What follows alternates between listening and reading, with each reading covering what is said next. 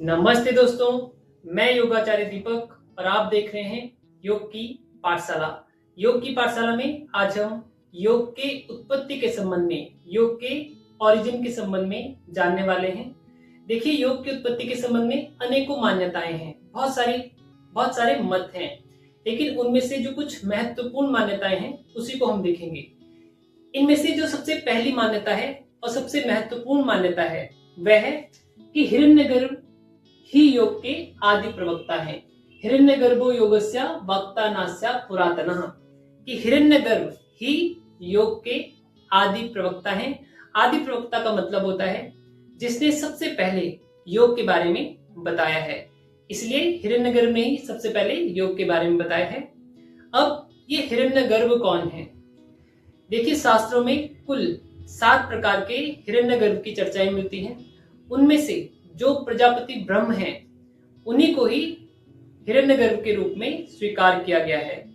अब हमें ये कैसे पता चलता है, हमें ये कैसे मालूम हो कि हिरण्यगर्भ कौन है या हिरण्यगर्भ ही योग के आदि प्रवक्ता है?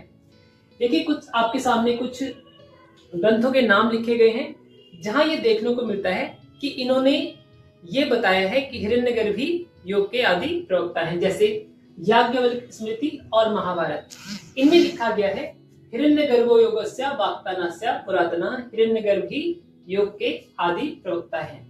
दूसरा ग्रंथ है अद्भुत रामायण, इसमें यह कहा गया है कि हिरण्यगर्भो जगत अंतरात्मा, कि हिरण्यगर्भ ही क्या है, जगत के अंतरात्मा में है। कुछ इसी प्रकार से ऋग्वेद में भी कहा गया है, जबकि मुंडकोपनिषद में यह कहा गया है कि प्रजापति ब्रह्म ने योग का ज्ञान सबसे पहले अपने पुत्र अथर्वा को दिया, अथर्वा ने अंगी को दिया, अंगी ने सत्यवाहा को दिया, सत्यवाहा ने अंगिरा को दिया, अंगिरा ने सुनक को दिया, और इस तरीके से योग का ये ज्ञान गुरु शिष्य परंपरा के द्वारा आगे फैलता गया। योग की उत्पत्ति के संबंध में जो दूसरी मान्यता है वह आती है हठ योग से। हठ योग प्रदीपिका में स्वात्माराम जी अपने पहले उपदेश में कहते हैं कि मैं भगवान आदिनाथ को सादर प्रणाम करता हूं, जिन्होंने सबसे पहले हठ योग का ज्ञान इस दुनिया को दिया है। देखिए, हठ योग में भी योग की उत्पत्ति के संबंध में 2 मान्यताएं हैं।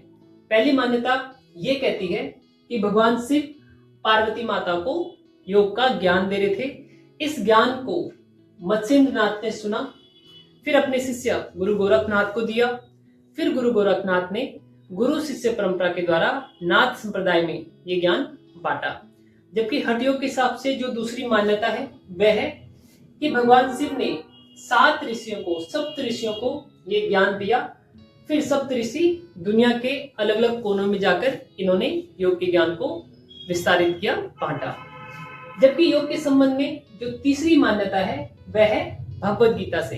भगवद गीता के 4थे अध्याय के पहले श्लोक में भगवान श्री कृष्ण अर्जुन से कहते हैं कि अर्जुन, तेरे और मेरे बहुत सारे जन्म हुए हैं, लेकिन तू उन जन्मों को नहीं जानता है, मैं उन जन्मों को अच्छी तरीके से जानता हूं। तो सृष्टि के आदि काल में मैंने योग का ज्ञान सबसे पहले सूर्य को दिया, सूर्य ने मनु को दिया, मनु ने इक्ष्वाकु को दिया, इक्ष्वाकु ने अन्य राजाओं को दिया, और समय के साथ साथ ये योग का ज्ञान इस दुनिया से लुप्त हो गया, समाप्त हो गया। इसके बाद आज मैं यही ज्ञान तुझे फिर से दे रहा हूं, इसीलिए यानी भगवद गीता के हिसाब से भगवान श्री कृष्ण ही योग के उत्पत्ति करता है। अब आपको ये समझ में आया होगा आज कि योग की उत्पत्ति के संबंध में बहुत सारी मान्यता है। एक मान्यता कहती है कि हिरण्यगर्भ ही योग के आदि प्रवक्ता है। दूसरी मान्यता कहती है कि जो आदि गुरु शिव हैं वही योग के क्या है, उत्पत्ति करता है। जबकि तीसरी मान्यता के हिसाब से भगवान श्री कृष्ण योग के उत्पत्ति करता है। दोस्तों, आज के लिए इतना ही। नमस्कार, धन्यवाद। इसका स्क्रीनशॉट ले लीजिए एक बार।